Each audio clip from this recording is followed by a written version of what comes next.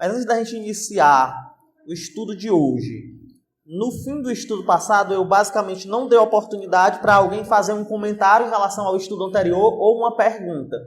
Ficou alguma coisa em aberto para algum irmão que você gostaria de perguntar em relação ao que nós já vimos antes da gente iniciar essa segunda parte? Alguma coisa? Rapaz, o Matheus falou aquilo, eu fiquei pensando. E se eu tivesse a oportunidade, eu perguntaria a ele. Pois é, agora você tem.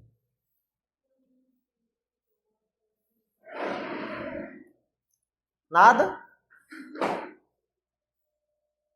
Então, não havendo, vamos continuar. Então, a gente viu, estamos vendo que estamos numa guerra espiritual e estamos vendo que essa guerra ela pode ser entendida por alguns aspectos. Observamos os nossos inimigos, veremos os nossos aliados e, por fim, veremos o futuro dessa guerra espiritual. Nessa parte dos inimigos, nós observamos Satanás e os ardis dele, as estratégias dele, assim, de um modo bem panorâmico, e começamos a ver os demônios. Então, nós definimos o que são os demônios e começamos a ver no que se constitui as obras dos demônios, ou melhor, a obra demoníaca neste mundo. Começamos a observar o fato de que eles possuem pessoas. E agora vamos observar o nosso segundo ponto aqui, que é a ideia de os demônios articularem ideias malignas para enganar o povo. Então, quem é que vai ler hoje? Vai ser novamente o irmão Júnior ou vai ser outro irmão? Oi? Antes dele, no segundo ponto sobre os demônios ainda. Depois que tem essa figurazinha de um carrasco, aí é no segundo ponto. Então, alguém quer se habilitar a ler hoje as referências? Pronto, o irmão Felipe hoje vai ser o responsável por ler. Comece logo. 1 Timóteo 4:1. Ora, o Espírito afirma expressamente que, nos últimos tempos, alguns apostatarão da fé, por obedecerem a espíritos enganadores e a ensinos de demônios. Muito bem. Alguém aqui já ouviu o demônio falar? Alguém já ouviu? Já ouviram? Pronto. Esse é o sentido mesmo. Na verdade, era uma frase que poderia ter várias interpretações possíveis, né? Mas era essa que eu queria, de fato. Então, talvez você nunca tenha ouvido o demônio falar em relação a uma pessoa possessa. Você nunca ouviu alguém possesso dizendo, eu vou te matar, ou algo do tipo. Mas provavelmente você já teve muito contato com isso aqui que o Felipe acabou de ler. A ideia de ensinos de demônios. Por exemplo, quem aqui assiste Netflix? Quem aqui assiste Netflix? O senhor não assiste, Zé Maria. Eu vou dividir a minha conta com o senhor. Estou brincando. Muito bem. Mas quem não assiste Netflix, assiste televisão, assiste vídeos do YouTube, nem que seja aqueles deputados dizendo, tá aqui o tanto de avião que o governo usa. A gente tem contato com mídias em geral. Hoje em dia todo mundo, em algum sentido, nem que seja com os memes do WhatsApp, mas a gente tem contato com essas mídias. E, normalmente, tudo que se apresenta para nós, em algum nível nos ensina. Em algum nível é um ensinamento para nós. Por exemplo, seja um meme que brinca, mas ele tem algum conceito por trás. Um filme, sempre um filme traz uma mensagem. E o que muitas vezes a gente não nota é que hoje a gente está tendo contato com essas doutrinas de demônios, com essas doutrinas que não vêm de Deus. Deixa eu dar aqui um exemplo mais claro. Questão da ideologia de gênero. O que é isso? A ideia de que você não é definido pelo seu sexo biológico. Você nasceu homem, você nasceu mulher, tudo bem. Mas isso não faz de você homem ou mulher. O que faz de você é a sua escolha. Então, sexo é diferente de gênero. Sexo, na verdade, ou gênero, ele pode ser uma construção social ou uma opção sua. Então, eu posso ser biologicamente homem, mas hoje estar me sentindo uma mulher. De onde é que vem esse pensamento? De onde é que vem essa ideia? A gente pode olhar para filósofos, pode olhar para comunicadores, podemos olhar para várias pessoas. Mas, na raiz disso, existem ensinos de demônios, conceitos articulados por demônios. Deixa eu dar aqui um exemplo bem claro de uma ideia de demônio que muita gente gosta. Você deve se amar. É legal essa, né? Se valorize. Se ame. Se você não se amar, quem é que vai lhe amar? Quando você olhar no espelho, você diga, aí está um vencedor. Máquina de vencer. A Bíblia manda em algum lugar você se amar. A Bíblia manda você amar os outros como você se ama, porque ela já pressupõe que a gente se ama demais.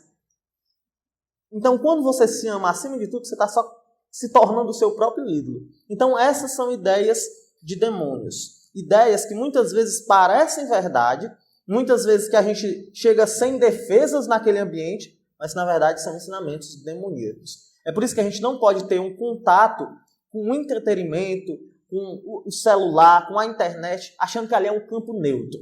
Você vai olhar aqui um vídeo, tem a música mais escandalosa do mundo, mas porque tem um meninozinho dançando, você diz, não tem problema eu ver isso aqui não. Você vai olhar um meme, tem o palavrão maior do mundo, mas você diz, não tem nenhum problema nisso, é só para ser engraçado. Não, irmãos. Demônios, eles trabalham dessa forma. Talvez você nunca tenha ouvido a voz de um demônio sussurrando no seu ouvido, mas todos nós, diariamente, temos contato com doutrinas de demônios. É isso que os demônios estão fazendo. Eles estão propagando ideias, doutrinas, conceitos para enganar o povo de Deus. Eu vi hoje que tem uma ação na justiça para a seleção brasileira explicar por que é que não tem o número 24 na camisa dos jogadores. Tem o número 1, 2, 3 em ordem crescente. Aí quando chega no 23, pula para o 25. Aí o movimento LGBTQIA+, ele colocou na justiça para a seleção explicar. Tem 48 horas, eu acho, para explicar. Por quê? Como é? Vai mudar. Agora quem, né? Mas vamos deixar para lá essa questão. Oi.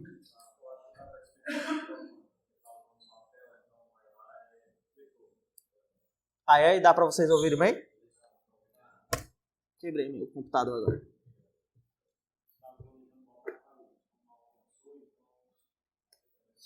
Ok. Então, última coisa. Tentar os seres humanos. Isso os demônios fazem. Lá em Efésios 6,12, a gente nem vai ler, já lemos a primeira referência do estudo anterior, diz que a nossa luta não é contra a carne nem contra sangue, mas é contra principados, potestade, contra os dominadores desse mundo tenebroso.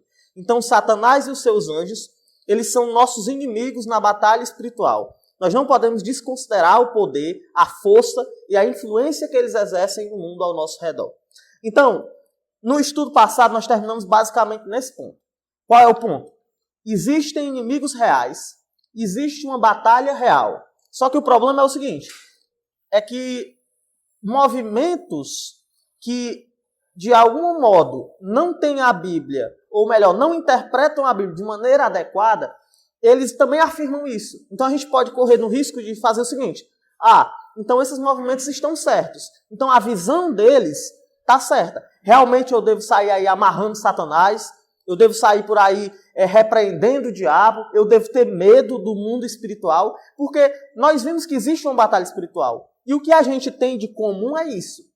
Então, para que a gente não caia em erros em relação aos nossos inimigos, é importante a gente desfazer aqui algumas ideias erradas. Então, a gente vai ver aqui ao menos 8 fatos que são importantíssimos em relação aos nossos inimigos. Nós vamos tentar agora nos distanciar da confusão e entender corretamente a realidade como ela é. Primeira coisa que eu vou perguntar para os irmãos. Eu quero a opinião de vocês aqui. Como é que vocês imaginam o inferno? Pode falar. Como é que você imagina o inferno? Uma pessoa morreu agora, não tinha Cristo como seu Salvador. Ela chegou no inferno. Como é o ambiente que ela está? Sem sossego. Lugar escuro, quente, barulhento. E a outra foi podre?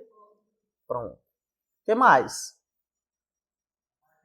Tormento, gritos. E se você fosse olhar, o inferno ele é uma instituição. Quem estaria gerindo todo esse sofrimento no inferno? Quem estaria tomando de conta disso? Quem? Os demônios e o diabo. Era? Aí os demônios fariam o que lá, mais ou menos?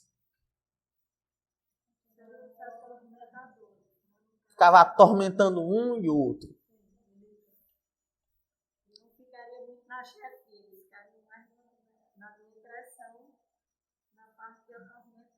Pronto, agora eu faço uma pergunta para vocês. Vamos pensar aqui no outro lado aqui da história. A gente crê que Deus ele tem alguns atributos onis, que a gente chama. Por exemplo, Deus é onipotente. O que é isso? Deus é onipotente. Como é? Que ele pode tudo. Deus pode fazer uma pedra tão grande que ele não possa levantar? Hã? Então ele pode tudo.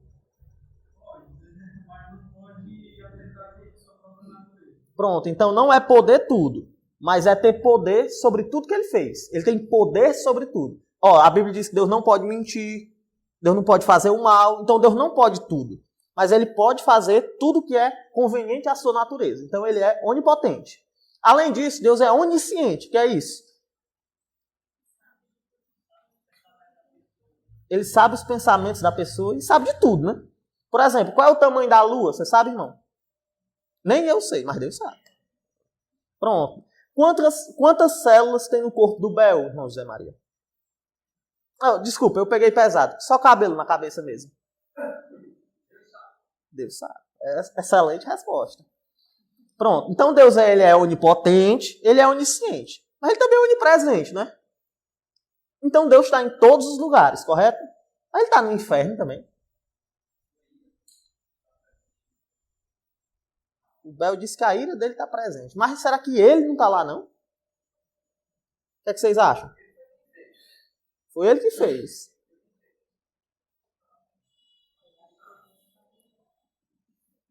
E aí, mas Deus no inferno? Que conversa é essa mesmo? E aí, o que é que vocês acham? O que é que você acha, irmão Samuel? Deus, ele está no inferno.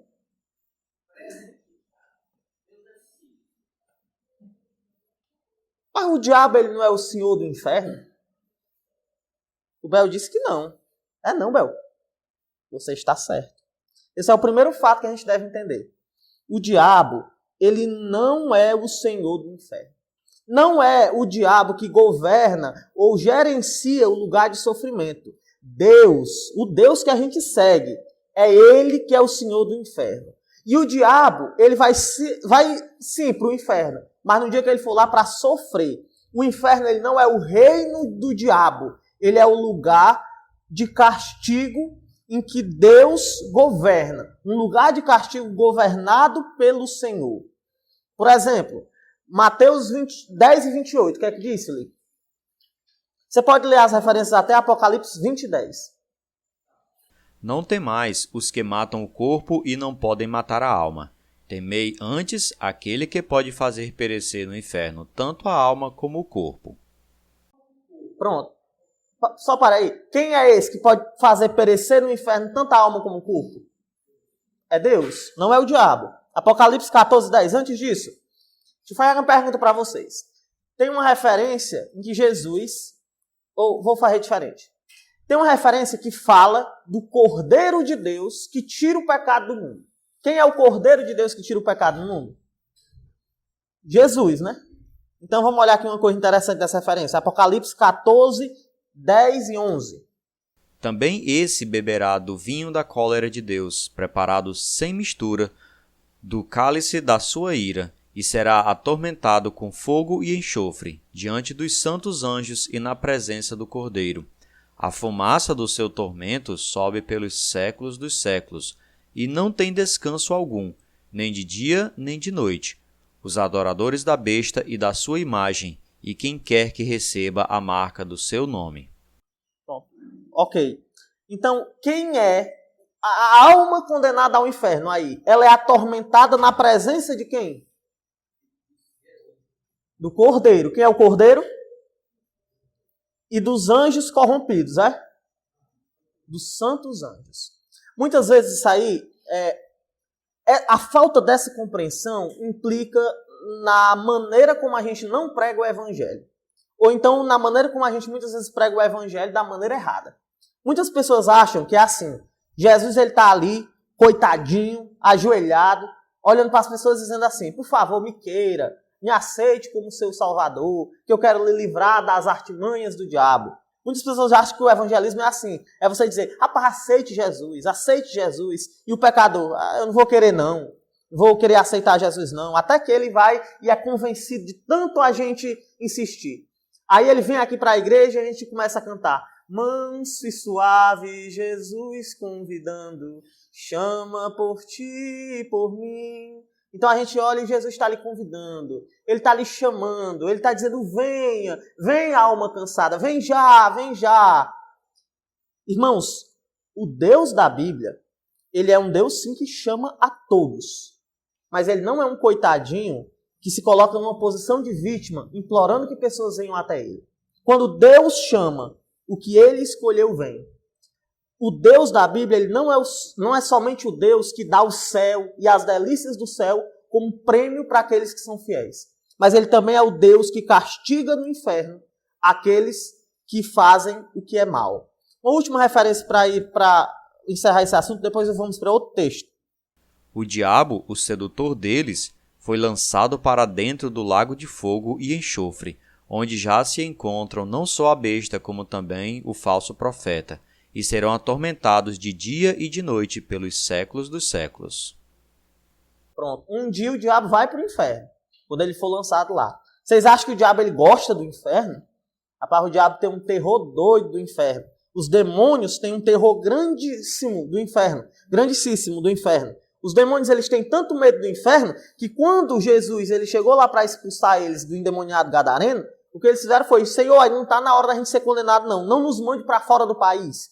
Ajoelhados, prostrados diante de Jesus. O diabo, ele não é o senhor do inferno. Não imagine que alguém morrerá e irá para os braços do diabo.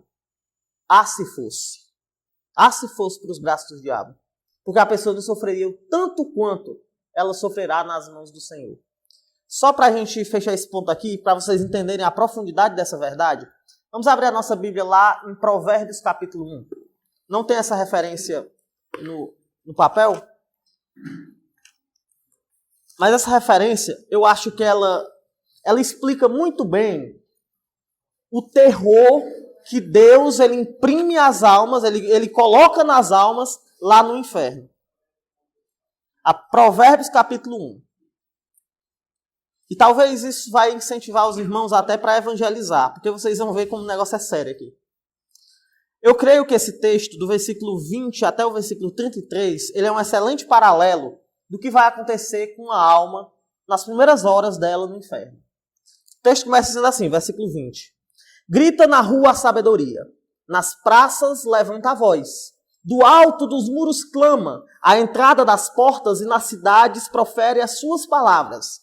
Até quando, honestos, amareis a necessidade, e vós, escarnecedores, desejareis o escárnio, e vós, loucos, aborrecereis o conhecimento? Atentai para a minha repreensão. Eis que derramarei copiosamente para vós outros o meu espírito, e vos farei saber das minhas palavras. O que está sendo descrito aqui é o que acontece hoje. A sabedoria hoje, ela está sendo proclamada para o mundo. Hoje nós chegamos para os nossos parentes, para os nossos familiares, para os nossos amigos e dizemos, creia em Cristo e você vai ser salvo. Isso não é só num lugar, mas é geral. É do alto dos muros, nas praças, nos prédios aqui. A sabedoria é proclamada, o nome de Deus é proclamado. Mas o que é que as pessoas normalmente fazem? Rejeitam. E esse texto vai dizer aqui o que acontece com quem rejeita. O que acontece com quem rejeita de modo definitivo. Versículo 23 diz, versículo 24, perdão. Eu ia pular do 23 para o 25, mas 24. Mas porque clamei e vós recusastes, porque estendi a mão e não houve quem atendestes, antes rejeitaste todo o meu conselho e não quisestes a minha repreensão. Então, por causa da rejeição, Deus faria algo. O quê? Também eu me rirei na vossa desventura. E vindo o vosso terror, eu zombarei. Irmão, isso aqui é o seu Deus. A alma no inferno, ela chega lá, ela se depara com os terrores daquele lugar. Eles sentem dores, eles sentem o desespero daquele lugar. Imagine uma pessoa morrer em seus prazeres e acordar num lugar de sofrimento. Então ela faz o que automaticamente? Ela clama ao Senhor. E sabe o que é que Deus faz? Deus ri da cara da pessoa. Deus zomba da tragédia dela. Quando a pessoa é preenchida de terror, ela diz, Senhor, me ajude. O que ela escuta é as gargalhadas de Deus, apresentadas ali para ela. Mas não acaba por aí. Porque ele diz, Antes de rejeitar, também eu, do vosso terror, eu zombarei. E vindo o vosso terror como uma tempestade, quando a pessoa começar a se desesperar de fato, ao ouvir aquelas gargalhadas, e vindo a vossa perdição como um redemoinho, quando vos chegar o aperto e a angústia, então me invocarão. As pessoas se chamarão por Deus. Mas o que é que Deus vai fazer? Mas eu não responderei.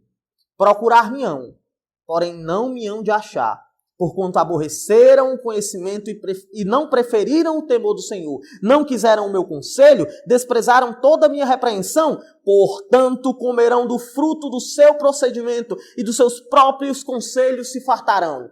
Os nécios são mortos por seu desvio, e aos loucos a sua impressão de bem-estar os leva à perdição. Mas o que me der ouvidos habitará seguro e tranquilo e sem temor do mal. Você já se perguntou, do que é que Jesus nos salvou? A gente diz, Jesus nos salvou. Constantemente nós dizemos, nós fomos salvos. A gente foi salvo de quê? A gente foi salvo da condenação, do pecado. Mas se a gente fosse colocar ali, no cenário que a Bíblia apresenta de inimizade, a gente foi salvo de quem? Cristo nos salvou de quem? Não, de quem? A ira ainda seria um quê? Pronto. Nós não fomos salvos do diabo. Nós fomos salvos de Deus. Quem castigará o pecador eternamente é Deus. É por isso que a gente não pode menosprezar a mensagem do Evangelho. A gente não pode dizer, queira, por favor. A gente não pode dizer, eu tenho vergonha de falar. Irmãos, os nécios, aqueles que não temem a Deus, eles estão nesse estado de uma impressão de bem-estar. Eles acham que está tudo bem. Hoje, o seu parente que não tem Deus, ele vai dormir achando que está tudo bem. Achando que ele está em uma situação de bem-estar. Mas como vão dizer os salmos, Deus os coloca em lugares escorregadios. A qualquer momento vai resvalar o pé deles. E quando isso acontecer, quando eles deslizarem, não vai estar lá o diabo, não vão estar lá os demônios. Vai estar lá um Deus irado, disposto a castigá-los durante toda a eternidade. Então, o inferno, ele não é um lugar dominado pelo diabo. O inferno não é um lugar que chama o diabo de Senhor. O Senhor do inferno é Jesus Cristo. Começamos um pouco chocante, né? Essa parte. Mas é a verdade. Verdade que poucos pregam hoje. Mas a verdade que a Bíblia expressa. Pronto, Jonathan Edwards, ele tem uma pregação assim. E aqui dá bem certinho para essa pregação. Porque lá na hora da pregação, o pessoal se agarra em colunas. Aqui tem pelo menos duas, né? Então, alguém tem alguma pergunta sobre esse ponto, antes da gente prosseguir? Algum comentário? Irmão Samuel Nobre.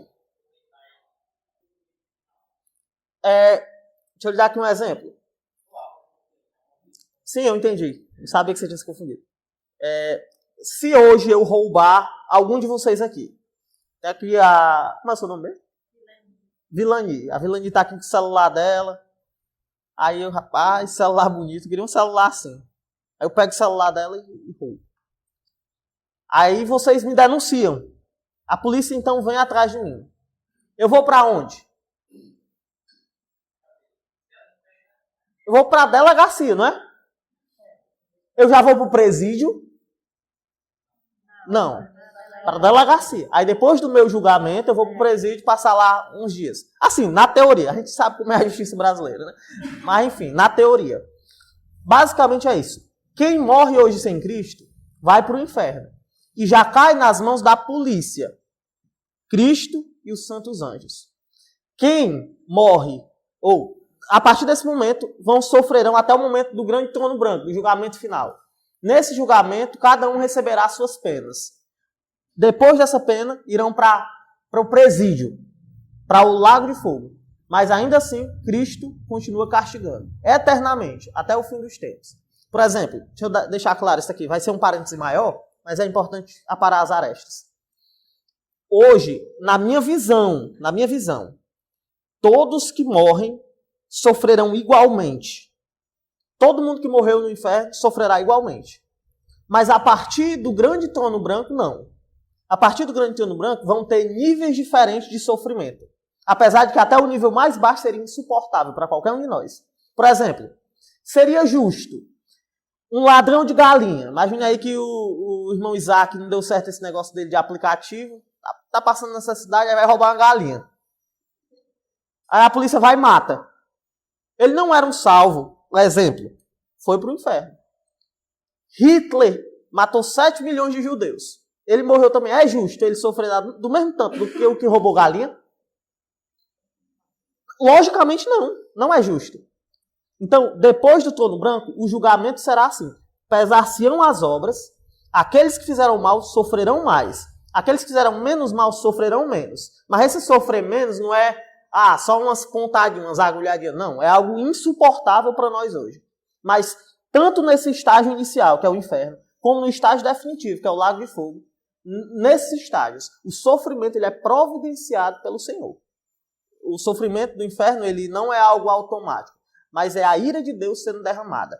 Agora, entendo eu, essa é uma visão do todo da Escritura, que todos sofrem e no futuro, depois do julgamento, sofrerão gradativamente, mais ou menos, dependendo do seu procedimento aqui na Terra. Da mesma forma dos salvos, que depois de morrer, uns receberão mais galardões e outros menos. Deu para entender?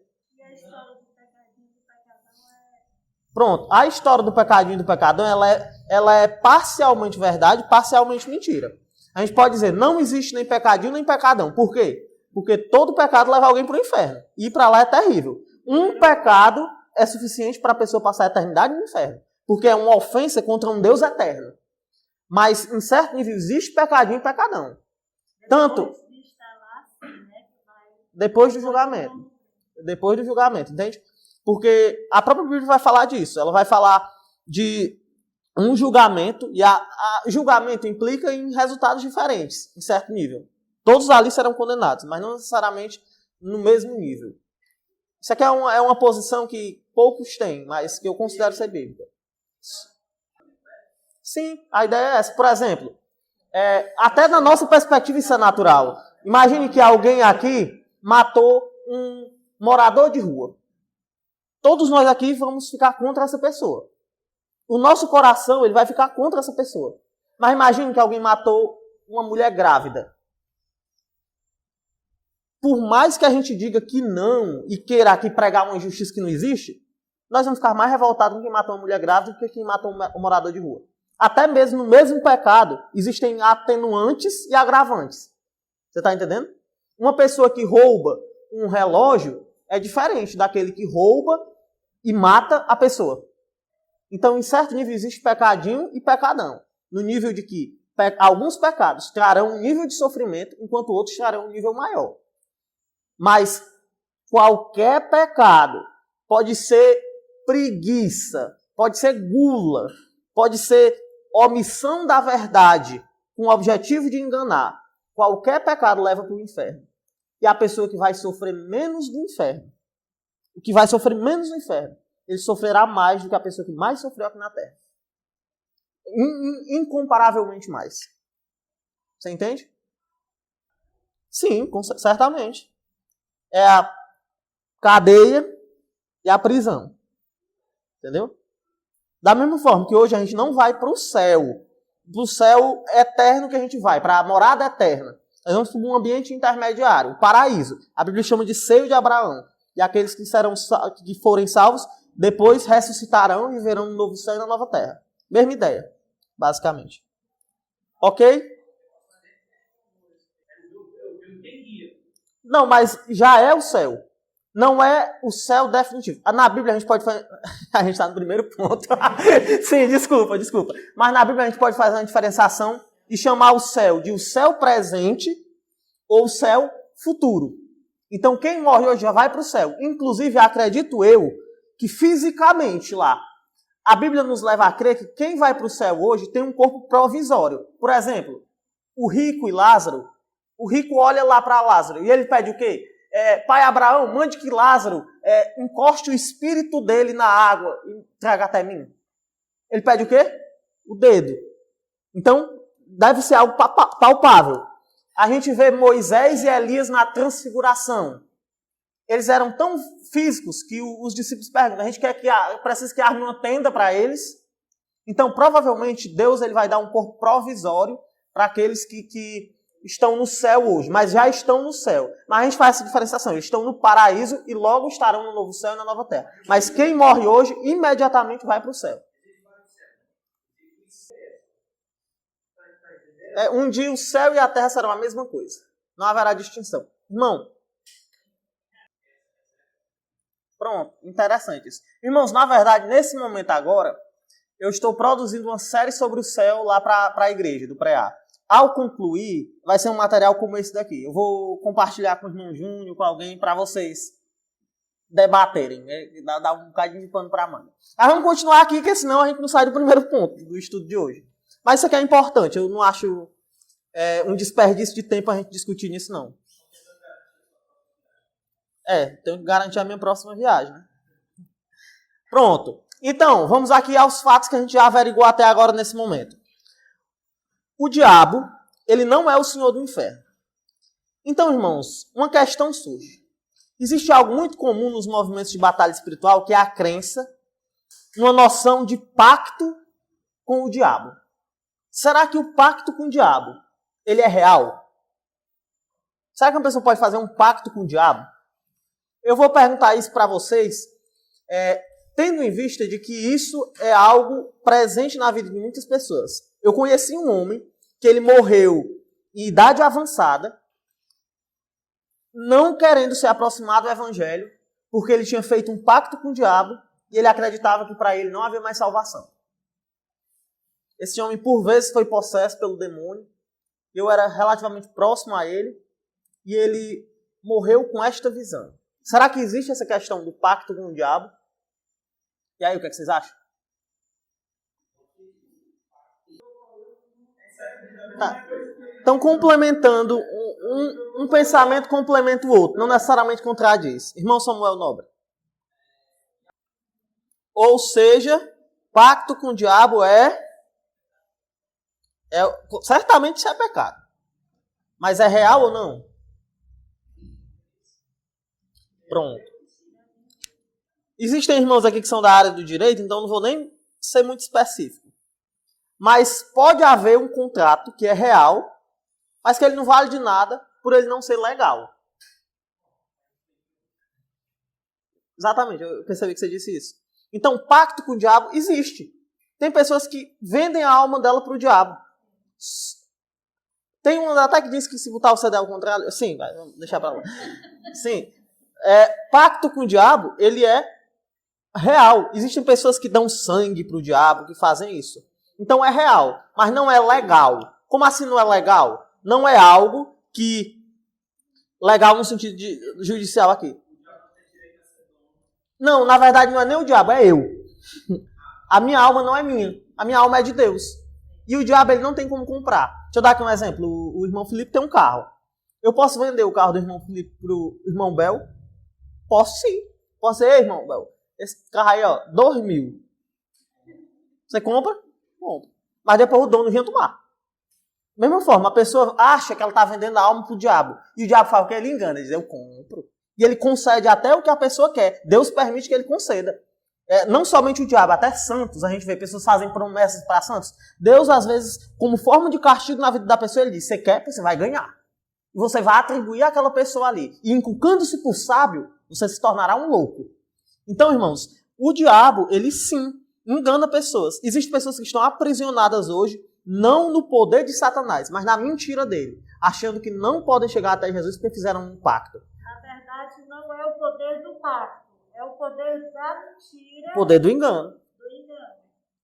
Então, assim, muitas pessoas vivem aprisionadas. As pessoas olham, rapaz, eu não vou ter esperança. E o diabo diz, você não vai ter mesmo, não. Eu não tenho salvação. O diabo diz, não adianta nem tentar. Já era, acabou pra você. Você vai pro inferno que eu domino. E ainda lança essa. A pessoa diz, rapaz, o que é que ele não vai fazer comigo nessa eternidade? Então, eu vou aproveitar pelo menos o tempo que eu tenho. Então, pacto com o diabo existe sim. Pessoas fazem. Mas ele não é algo efetivo, não é real. Porque nós não somos donos da nossa alma e o diabo não tem nada com que possa comprar. Deixa eu dar aqui um exemplo bem claro. Existe uma história de uma senhora.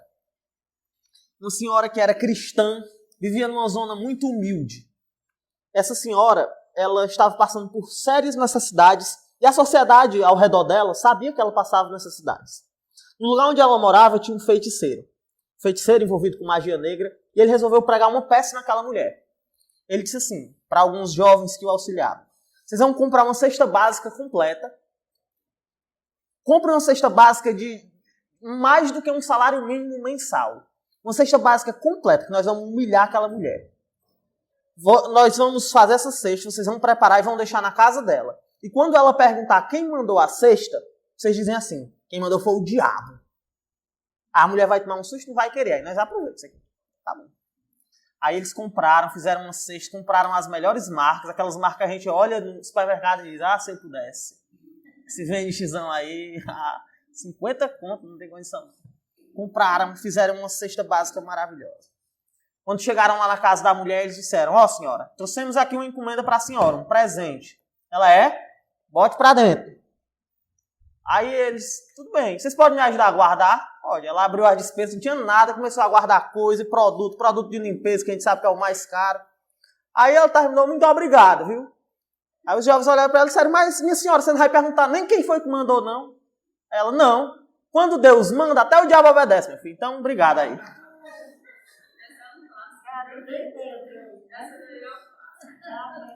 Pronto, então o que é que nós temos aqui? É uma realidade. O diabo dá, mas toda boa dádiva, todo dom perfeito são lá do alto, vindo do Pai das luzes, em quem não há mudança nem sombra de variação. Pronto, nesse exemplo que o irmão Zé Maria contou, o que é que vocês acham dele? Mas será que ele estava errado em acreditar? Será que não foi algo real, não? Pronto, o Espírito de Samuel apareceu ali, foi uma exceção dos textos mais difíceis da Bíblia, é um dos. Mas, assim, não é um absurdo que a macumba na vida daquela pessoa tenha funcionado. Macumba não é uma enganação. Macumba é real. Não temos que ir pelo ponto, é enganação do diabo. Não, o diabo ele engana de outra forma, mas o diabo ele sim trabalha na vida de pessoas. E Deus às vezes utiliza o diabo para fazer a sua vontade. Então, o que a gente não pode achar é a libertação daquela menina veio pelas forças das trevas. Foi Deus que libertou. Até quando o diabo trabalha, ainda é Deus que está agindo. Deixa eu dar aqui um exemplo bem clássico, para você entender bem o que eu estou tentando dizer aqui. No livro de Jó, nós vemos quem destruindo a vida de Jó.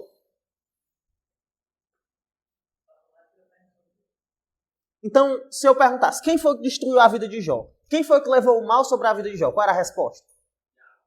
O diabo. Então eu vou abrir a nossa Bíblia lá em Jó 42, e eu vou ler um versículo só com uma palavra errada, e depois vocês me corrigem, porque o meu óculos está meio ruim, então eu sempre leio essa palavra errada, aí vocês me digam qual foi a palavra que eu li errado aqui. Jó, versículo 11, 42, capítulo 42, versículo 11. Diz o seguinte, então vieram a ele todos os seus irmãos e todas as suas irmãs, e todos quanto dantes o conheceram, e comeram com ele em sua casa, e se condoeram dele, e o consolaram de todo o mal que o diabo lhe havia enviado, e cada um lhe deu dinheiro e um anel de ouro. Não foi o diabo que enviou, não foi o diabo que trabalhou na vida de Jó, assim, pessoalmente. Não, mas aqui não está dizendo só que o Senhor permitiu. Pronto. E o que é que isso significa? Que mesmo na atuação das forças do mal, só acontece algo se Deus estiver envolvido. Deus, às vezes, Deus pode ter... Olha, deixa eu dizer como claramente nessa situação isso aconteceu. Deus, ele permitiu o seu companheiro, seu amigo lá, que eu não sei nem quem é, nem por favor diga o nome, mas eu não sabia. Pronto, ele tem raiva da Bíblia. O que foi que Deus permitiu? Deus permitiu que aquele homem fosse libertado por meio da macumba, que funcionou na vida dele, para que ele se tornasse cada vez mais culpável diante do Senhor. Quem libertou ele foi o Senhor. A macumba, de fato, funcionou ali, na vida dele. Mas quem fez isso foi o Senhor, para que ele fosse cada vez mais inculpável. E ele vai atribuir aquilo até o dia que Deus libertar ele. Então, nós não devemos duvidar do poder das forças das trevas. Na Bíblia fala de feiticeiros. Se Deus proibir isso, é porque existe. Deus não ia proibir a pessoa de fazer uma mágica. Deus ia proibir a pessoa de fazer algo que existe de algum nível. Então, macumba é real. Mas assim, adiantando, não pega em crente. Se você é cristão, não vai pegar em você. Pode enterrar um sapo debaixo da sua casa, pode botar a areia do cemitério, pode jogar o cemitério todo. Com certeza. E quando eles vão fazer altas magias também, né? Às vezes. Pronto. Sim, perdão, pode falar. Quando eles vão fazer altas magias também, eles pedem pedaços de corpo, né? De cadáver. E eles têm que ter o cuidado de não ser um cadastro de uma pessoa realmente de Deus. Porque se for, eles não conseguem fazer e pegar. Mas é interessante isso, irmão. De fato, tem pastor enganador? Você acha que não vai ter macumbeiro? Então, mas agora pastores enganadores significa que não existe nenhum pastor fiel? Pronto. Então, existirem macumbeiros enganadores não significa que magia negra não existe. Você está entendendo? Agora, muito do que a gente vê hoje é enganação. Meu tio mesmo, teve um tempo aí, um tio meu, ele foi para uma cidade desconhecida, ele era o rezador lá do lugar. Tá entendendo? Então tem gente sem futuro que vai se aproveitar disso. Mas agora a gente não pode ir por extremo e dizer, tudo mentira. Terminamos o primeiro ponto. Sou só 3, né, como tradicionalmente é. Pronto, primeiro fato. O diabo, ele não é senhor do inferno. Vamos então para o nosso segundo fato. O diabo e seus demônios, eles são seres rápidos e que percorrem grandes distâncias em pouco tempo. Mas eles não podem estar em todos os lugares ao mesmo tempo. O diabo, ele é onipresente? Não. Jó 1:7 diz o quê? Então perguntou o Senhor a Satanás: De onde vens?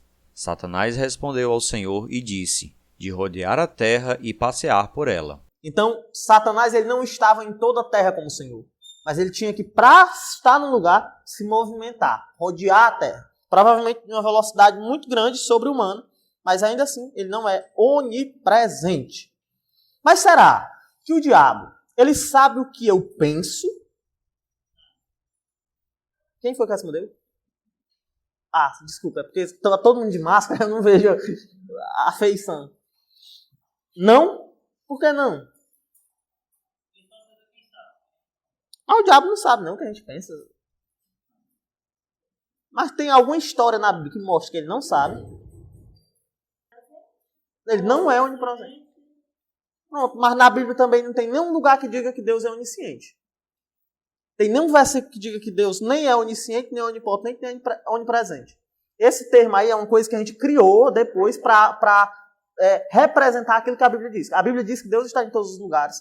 A Bíblia diz que Deus é todo poderoso, que Ele é a fonte do conhecimento. Mas ela não usa essa palavra, tá entendendo? Não diz, Deus é onisciente. Dá a ideia, a gente criou essa palavra para abarcar ali a ideia. Então, o fato de na Bíblia não dizer que o diabo é onisciente, onipresente, onipotente, não significa que ele não é. O que significa é se a Bíblia indicar que ele não é, com seus princípios. Aonde? Que ele não é onipresente, esse daí. Ele vem rodeando a terra. Mas onisciente, que ele não sabe de tudo, que ele não sabe o que está na nossa mente. O livro de Jó também. Como é que a gente sabe disso? O que é que o diabo acusa Jó? Perdão, de que o diabo acusa Jó? Não somente isso. Ele não somente acusa algo do futuro, mas ele fala algo sobre o presente de Jó, naquele momento. Ele diz o quê? Ele diz que Jó só é fiel porque Deus o abençoa. Então, na prática, o que é que o diabo está dizendo a respeito de Jó? Que Jó é um interesseiro, certo? Então, Jó é um interesseiro. Ele está dizendo, Senhor, ele é um interesseiro. E tire tudo para você provar como eu estou certo. Deus tira tudo. E qual é a prova que a gente obtém? Que o diabo estava? Então, ele só supôs, ele só deduziu, ele só chegou a uma conclusão baseada no que ele achava. Isso significa que ele não sabia o que de fato estava no coração de Jó. Então, o diabo ele não sabe o que está no seu coração, a não ser que você diga. Ou então que você faça. Porque a boca fala, o corpo faz do que está cheio o coração. Entenderam? Então, o diabo ele não vai entrar na cabeça do Bel e dizer, Bel, então você está cobrando desse tanto aqui a diária, é? Tá pouco, vamos aumentar, vamos explorar aquele dali. Ele não vai dizer isso. Ele não vai saber. Mas quando o Bel começa a agir de uma maneira conveniente, ele observa, como um leão. E ao observar, ele diz, é nessa área aqui que eu vou atacar. Entenderam? Ficou claro essa parte? Oi? Exatamente, ele não é. Mas Deus, será que é? Certamente. Salmo 139,4 diz o quê?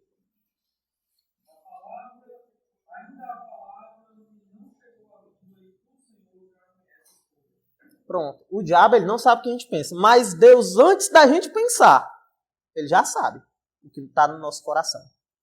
Ok? Então, além disso, o diabo e seus demônios são seres muito poderosos mesmo. Mas eles não têm, como Deus, todo o poder. Jó 1:12. Disse o Senhor a Satanás: Eis que tudo quanto ele tem está em teu poder. Somente contra ele não estendas a mão.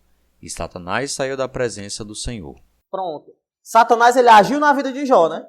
Mas ele só agiu até o ponto que Deus permitiu. Lá na casa do irmão Júnior tem uma cachorra, meio desapulumada, a bicha. Se você vacilar lá, ela não vai lhe morder, não. Ela vai se matar em cima de você. Ela vai se jogar ali, e se você vacilar, ela acaba com você. Digo isso por experiência própria. Viu? Então a cachorra é meio perigosa. Mas a cachorra, se eu der 2 passos para trás, ela não pode chegar até mim. Sabe por quê? Porque ela está numa corrente. Fizeram até um negócio, parece um carrinho de bate-bate, uma corrente lá de correr, que ela sai lá de um lado para o outro, mas ainda assim ela está na corrente. Se eu der um passo para trás, ela se destrói pulando no meu rumo, mas ela não chega até mim, não. Ela está presa. Lutero, ele tem uma frase que a gente vai ver até mais à frente, que é assim: até o diabo é o diabo de Deus. Essa é a ideia. Até o diabo, ele só vai até onde Deus quer. Ele é controlado por Deus. Lá no seminário a gente brincou com isso. A gente disse que até o cão, ele é o cãozinho de Deus. Ele é o cachorrinho de Deus. Ele está numa coleira. A gente pode até achar que, muitas vezes a nossa ideia é a seguinte, está aqui, ó, uma queda de braço. Deus e o diabo. O diabo, horas, bota aqui para baixo e Deus vai dizer, meu Deus, eu estou aqui virando. Aí Deus ganha, mas ele...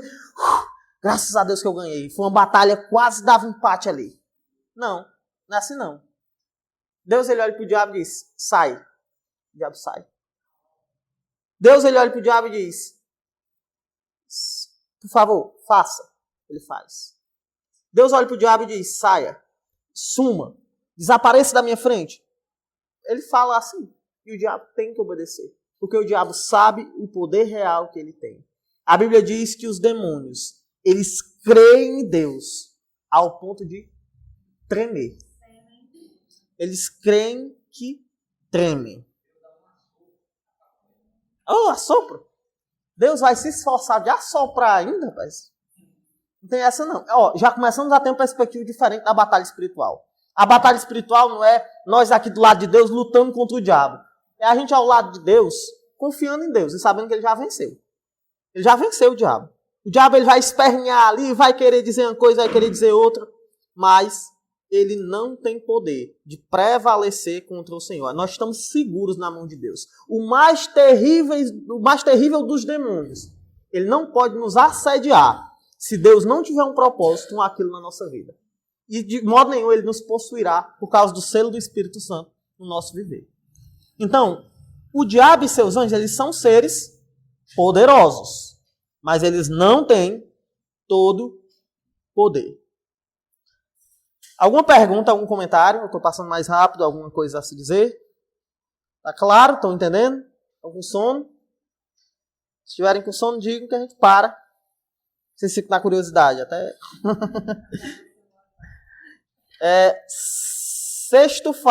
Quinto fato.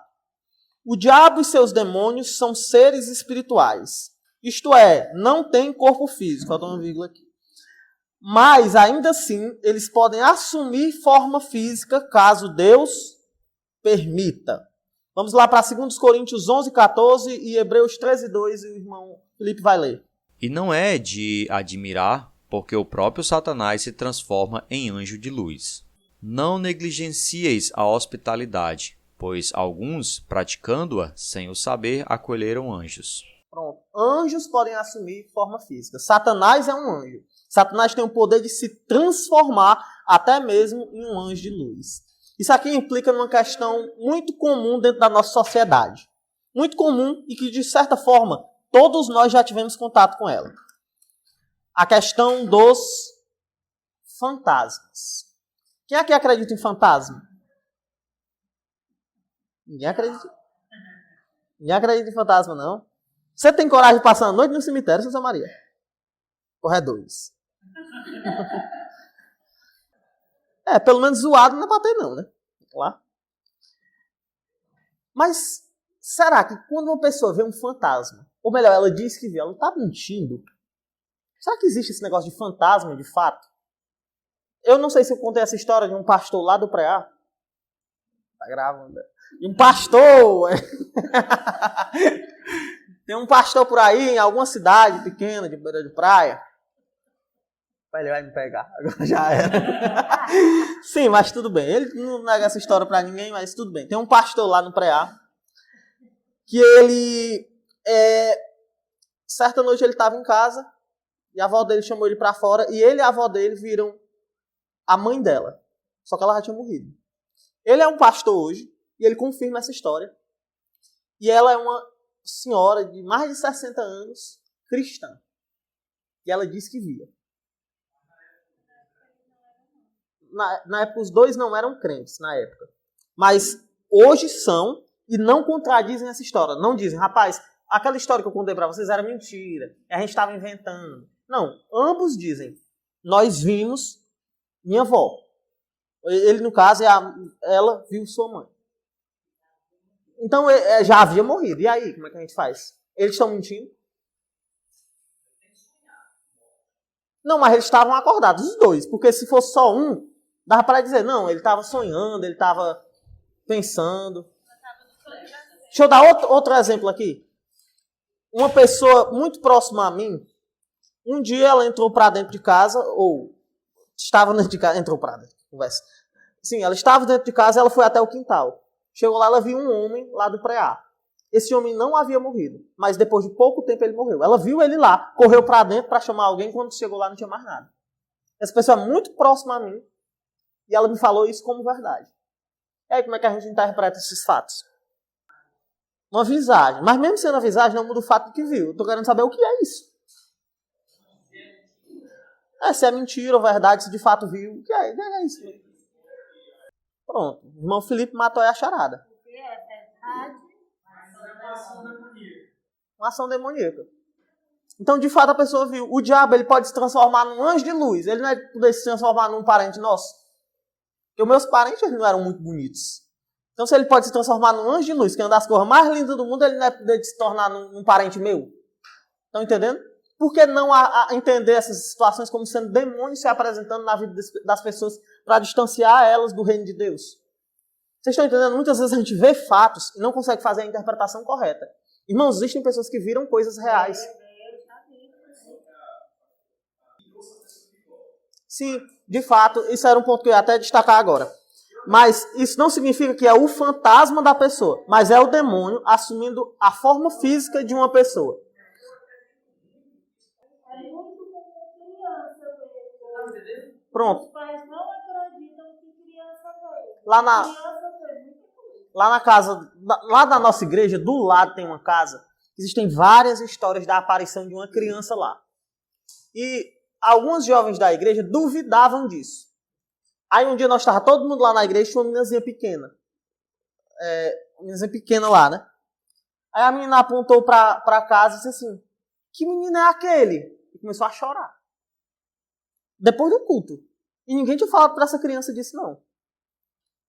Você está entendendo? E aí? Um exemplo pessoal. Quando eu era criança, eu tinha um amigo muito próximo.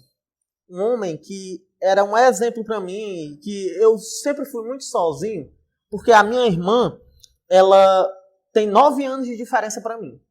Então, quando eu nasci, ela era uma mocinha. E aí ela ia querer ficar se empaiando com o menino. Mas esse homem não, ele era diferente dos demais. Ele me dava atenção, eu gostava de fazer barquinho de isopor e soltar no mar, só para me ver a carreira. Aí ele fazia para mim. Aí um dia eu recebi a notícia de que ele tinha se envenenado. Depois de pouco tempo ele morreu no hospital. Beleza. Fiquei muito triste, muito arrasado. Aí um dia eu fui brincar na praia, mas um colega meu, eu olhei pra cima e vi ele. Eu não estava pensando nele. Não estava impressionado. Eu estava brincando, mas um menino de esconde-esconde. Eu olhei pra cima de uma casa lá da praia e vi ele. Como é que eu interpreto essa experiência hoje? Um demônio apareceu pra mim. Você tá entendendo? Eu não sei, tenho convicção bíblica de que não era ele. Ele morreu sem Cristo, hoje ele está no inferno. Mas um demônio, e isso gerou sérias consequências. Eu passei quase um ano tendo acompanhamento psicológico por causa do trauma. Entendeu? Daquela ocasião. Então teve efeitos na minha vida. E aí o que é que eu digo? Um demônio quis distanciar. Diga. Sim. E é isso que eu estou dizendo, não precisa ter. Porque se você vê o finado mais que você amava, ou que mais que você tinha temor, se você vê lá, como é que vocês falam, aquele cara que matou um bocado de gente aí, que não sei o que, Ureia. Não, o Lázaro, vamos botar o Lázaro, que é mais longe. Aí que tem alguém na família. Sim, botar o Lázaro. Se você vê o espírito do Lázaro já, você não deve ter medo, não. É um demônio. E até o diabo é o diabo de Deus. Nós não devemos andar amedrontados. Você pode andar na esquina mais escura. Tenha medo dos seres humanos, que eles sim podem fazer o mal. Você pode andar no cemitério. Eu lá no Cariri, passava tardes inteiras no cemitério, olhando as tumbas, assim, mas um amigo meu. Eu perdi minha identidade, aí eu ia lá pra delegacia, aí tinha uma fila grande. Aí não tinha o que fazer, eu pro cemitério. Esse rapaz tão bonitinho, esse aqui morreu, como é que pode? Nunca aconteceu nada. Às vezes tinha um pessoal tudo vestido de branco lá, faz ritual. Eu não tava nem aí. Oi. Pronto, tem um texto bíblico que responde isso. Eu vou até ler aqui. Está no material de vocês. É 2 Reis 16 e 18. Ou 16, 15 a 18. Diz assim, ó. 2 Reis 16, 15 a 18. Tendo se levantado muito cedo, o moço do homem de Deus, essa história envolve Elias e um rapaz. Então eles se levantaram muito cedo e o moço do homem de Deus... Tendo se levantado muito cedo, o moço do homem de Deus e saído... Eis tropas e cavalos haviam cercado a cidade. Então o moço lhe disse: Ai, meu senhor, que faremos? Ele respondeu: Não temas, porque mais os que estão conosco do que estão com eles. Orou Eliseu e disse: Peço-te que lhe abra os olhos para que ele veja. O Senhor lhe abriu os olhos do moço, e ele viu que o monte estava cheio de cavalos de fogo em redor de Eliseu. O que a gente vê nessa referência? Exatamente o que você está falando. Eliseu já estava conseguindo ver a realidade espiritual. O moço não. A partir do momento que Eliseu ora, o que acontece? O moço também vê. Então, biblicamente falando, é completamente plausível uma pessoa aqui conseguir ver uma realidade espiritual enquanto todos os demais não vê. Um exemplo bem específico disso. O que acontece com Estevão? Estevão está lá sendo apedrejado, tem uma multidão ao seu redor.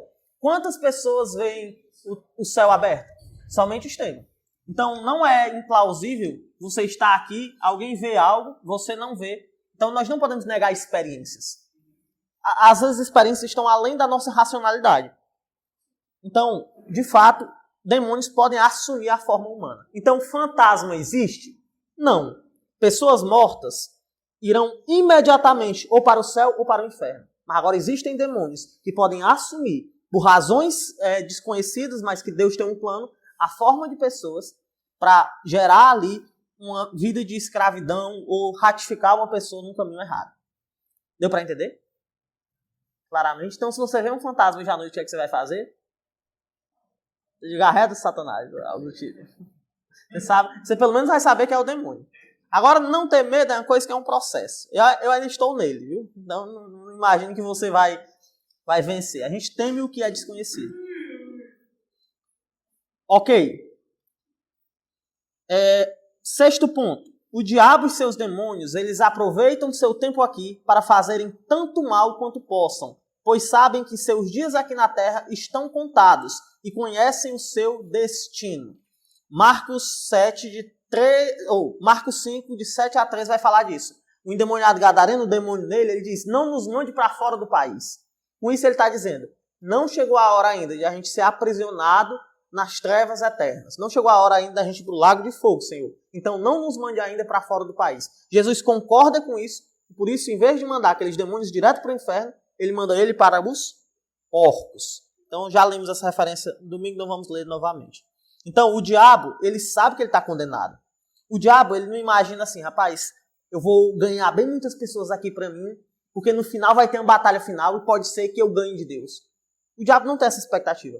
Ele sabe que ele já foi derrotado na cruz. Ele sabe que na cruz Deus expôs as figuras malignas à vergonha. Ele sabe disso. Ok? 7º ponto. Um verdadeiro filho de Deus jamais será possuído por um demônio, pois fomos selados com o Espírito Santo. Lá no pré-A, teve uma controvérsia algum tempo atrás, porque uma irmã levantou sua mão, dizendo que gostaria de ser uma cristã, dizendo que tinha entendido o evangelho, que cria em Cristo. Essa irmã fez isso e começou a apresentar traços de possessão demoníaca. E aí começou uma discussão lá no pré-A. E aí, um crente ele pode ser possesso? Um crente ele pode ficar num estado de possessão? E aí começou um debate grande. 3 meses depois, essa mulher se desviou e voltou para o mundo. O que é que isso significa? Que ela não tinha sido selada. Efésios 1:13.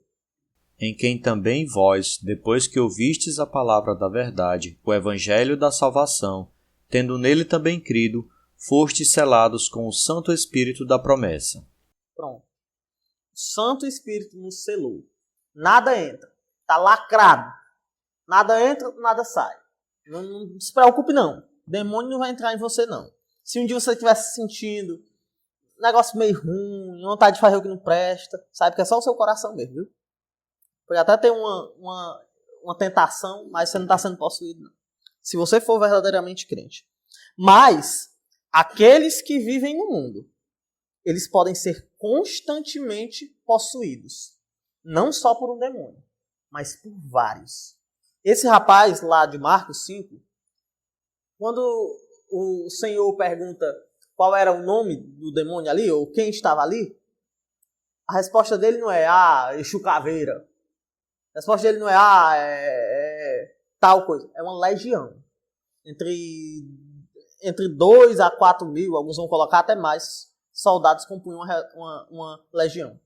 Milhares de demônios estavam ali dentro daquele homem.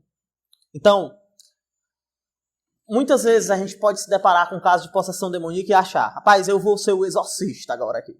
Vou pegar e vou dizer, saia Satanás agora que o meu Deus é maior do que você. Você acha que você vai pegar uns bufetes do demônio, se você for com essas conversas aí. Nós não temos autoridade. Deus tem.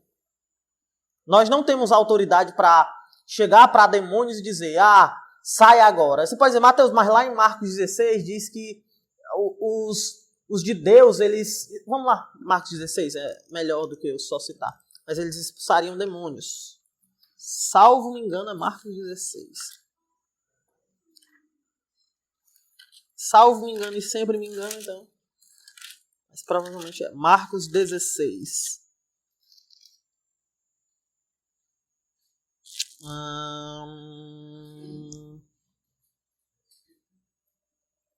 Versículo 17. Em muitos movimentos usam isso aqui para dizer que isso aqui é quem tem o poder do Espírito Santo. Esses sinais hão de acompanhar aqueles que creem em meu nome, expelirão demônios. Então uma igreja verdadeira tem que fazer o quê? Expelir demônios. Além disso tem que fazer o quê? Falar novas línguas. Então muita gente diz, uma igreja verdadeira só é verdadeira se expelir demônios e falar novas línguas. Então hoje nós temos a autoridade para expelir Satanás de dentro das pessoas. Nós temos a autoridade para dizer, sai Satanás e Satanás sair. Mas elas não continuam não sei porquê. Pegarão em serpentes. Tem umas igrejas nos Estados Unidos, morreu um pastor uns anos atrás, fez isso, pegando na serpente, a serpente, não escapou muito não, né? Muito tempo não. E se alguma coisa mortífera beberes, não lhes fará mal. Se impuserem as mãos sobre os enfermos, eles ficarão curados. Interessante, irmãos, como essa parte aqui não se aplica da maneira correta. Porque se fosse assim, em vez de ser o suco de uva na Santa Ceia dessa igreja, tinha que ser barragem, né? A provar que são espirituais. Você sabe o que é barragem aqui, não sabe? Pronto. Tinha que pegar como é que diz? Aquele bicho que mata inseto, como é que diz? Baigon, encher as tacinhas aqui de Baigon, bora. Nós somos espirituais. Nós vamos beber coisas mortíferas, não vai fazer nenhum mal. E além disso, a pandemia já deveria ter terminado. Porque deveriam ir em todos os hospitais e curar os enfermos. O texto é categórico, ó. E se impuserem as mãos sobre os enfermos, eles ficarão curados. Assim que chegar no hospital, o cara morrendo lá de Covid, 95% do pulmão comprometido. Ele faz assim, ó. O cara, rapaz, estou bom, vamos embora. Acho que tem jogo mais tarde do Palmeiras, vou assistir. Bora altar agora. Por que a gente não vê isso? Essas características eram características exclusivas da comunidade apostólica. Eram sinais que serviam para provar que a mensagem do Evangelho era uma mensagem verdadeira. E isso aqui tudo se cumpriu nos apóstolos. Paulo, o que foi aconteceu com ele? Foi mordido por uma serpente. Morreu. Tem apóstolo que só a sombra curava a gente. Hoje a gente não vê mais isso. A gente vê o cara, chega lá meio entriçado na igreja. Rapaz, eu estava meio torto, agora estou menos torto. Fui curado. Isso aí não existe, não. Era uma cura imediata. Jesus, a pessoa nasceu aleijada. Ele chegava, curava, a pessoa saía de pé e andando. Então, irmãos, nós não temos soberania sobre os demônios. Nós não temos autoridade para expulsar demônios. Não sei se vocês lembram do domingo passado, da história que eu contei, do pastor que chegou na casa e o menino estava endemoniado. Vocês lembram? O menino pegava um CD e queria acertar nele, não conseguia. E ali ele identificou porque o menino não conseguia se submeter ao senhorio de Cristo. Sabe como foi que terminou aquela história? O pastor orou, chegou um pastor mais experiente, ajudou ele a orar, a cantar, a louvar. Até que chegou um ponto que o pastor mais experiente disse assim, vamos embora. Nós já fizemos o que podia. Vamos embora, jantar. Não vai ficar aqui o resto da vida, não. Vamos. Vamos tentar mais um pouquinho? Não, nós vamos para casa. Eles foram. Quando chegaram na calçada, depois de tentarem várias horas tirar o demônio saiu. Pela soberania de Deus. Nós não somos exorcistas. Nós não somos batalhadores espirituais no nível de tá aqui um demônio, rapaz, vamos ligar aqui, botar ali na placa. Igreja Bíblica de Morada Nova, o lado dos exorcistas. Se alguém tiver um demônio, procura um membro daqui. Procura o Bel, procura o Samuel, procure que vão lá dar um jeito. Não, nós não somos exorcistas. Numa situação dessa, o que podemos fazer é orar e pedir que Deus faça a sua vontade. Não somos nós que temos poder sobre os demônios. Ficou claro? Então não vá tentar brigar contra Satanás, não. Não vá tentar ser o homem que desafiou o diabo. Ensina. Pois coloque em prática. Pronto. Não é. Então se você quer fazer, seja coerente. Faça tudo. Não queira só falar em línguas. Porque no caso as línguas são idiomas. Idiomas inteligíveis. No caso aqui, curas são curas reais, não são melhoras em um quadro de saúde. É cura. Eu estou com câncer, o apóstolo colocar a mão sobre mim e fiquei bem. Não tem essa. Então, irmãos, vamos ser coerentes. Eu não estou disposto a ser coerente com isso aqui. Eu não estou disposto a beber barragem ou ficar brincando com cobra. Então, eu não vou achar que as outras coisas também se aplicam a mim. Ok? Oi. Pronto, depois do Samuel. Não, pode falar antes, que é dentro desse assunto aí. Pronto. Esse texto, ele não está falando sobre a existência de curas. Ele está falando sobre curandeiros, sobre exorcistas, sobre poliglotas. Ele está falando sobre essa categoria de pessoas, sobre pessoas imunes ao efeito de serpentes. Então, não vamos negar jamais que existem curas. Não existem hoje curandeiros. Quer a prova disso? Estamos enfrentando uma pandemia de coronavírus. Ninguém nos curou. Minha tia morreu. Por que é que só um desses homens, possessos pelo Espírito Santo, não foram lá e ajudaram ela? Isso cria falsas esperanças. Isso mata corações honestos. Então, irmãos, vamos ser coerentes. Curandeiros não existem mais. Mas eu não tenho dificuldade nenhuma de orar por qualquer irmão aqui que esteja num estado terminal terrível, sabendo que Deus pode lhe curar. Deus pode lhe curar. Eu não posso. Deus pode tirar o demônio de qualquer pessoa. Eu não posso. Deus pode fazer amanhã eu amanhecer falando inglês fluentemente. Aí eu conversando com o pastor Jaime, digo, pastor Jaime, você está muito fraco. O que é isso? Amanhã isso pode acontecer. Deus pode fazer. Eu não vou limitar Deus. Mas agora eu não vou me colocar, e nem colocar homem nenhum, numa posição que a Bíblia não coloca. Não existem curandeiros hoje. O pessoal diz, Mateus, mas a gente recebe profecia de Deus. Irmãos, o tanto que essa pandemia afetou a igreja, Por que ninguém, em 2019, chegou para nos avisar? Por que ninguém nos avisou? Porque eles não disseram, pelo menos, rapaz, vai vir uma coisa aí, se preparem. A gente podia ter organizado melhor o caixa. A gente podia ter aproveitado melhor a comunhão. Tem gente aqui na igreja que eu nem vi a cara, porque estava de máscara. Por que as pessoas não avisaram? Sabe por quê? Porque esta fase da igreja passou. Porque o perfeito, a maturidade, a completude da revelação de Deus chegou. Nós não precisamos mais provar que o que temos é a verdade. Nós só precisamos apresentar essa verdade aqui. Entendem? Então, Samuel. Este é um texto importantíssimo. Muitas pessoas dizem, Satanás está amarrado, Satanás não vale nada. Olha a atitude de um anjo para com o diabo. Ele não ali pronuncia a palavra inflamatória, mas ele diz que o Senhor te repreende. Ou seja, ele não está falando aqui, está amarrado em nome de Jesus. O que ele está dizendo é, Deus, na sua soberania, pode lhe interromper o poder, pode acabar com o seu poder. Agora eu não posso fazer isso. Um anjo dizendo. Assim, só para esclarecer isso, irmãos. Eu não estou negando o fato de que Deus pode usar homens. Deus pode usar um homem. Deus pode usar um homem para... Eu posso chegar na casa do Bel, orar por ele doente, e ele ficar curado. Deus pode me usar naquele momento. Agora, o que não existe hoje é um uso constante de homens. Deus usando constantemente homens. Deus fazendo que pessoas falem outras línguas. Por exemplo, existem histórias de missionários que chegaram em tribos e no outro dia, miraculosamente, conseguiram falar o idioma dessas pessoas.